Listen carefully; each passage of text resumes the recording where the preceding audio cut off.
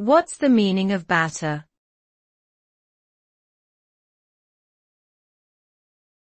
Batter.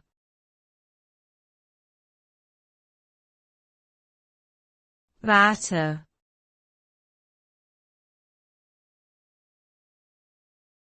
Batter.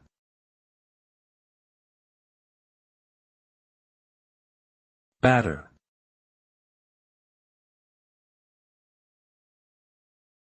The word batter has several meanings depending on the context in which it is used.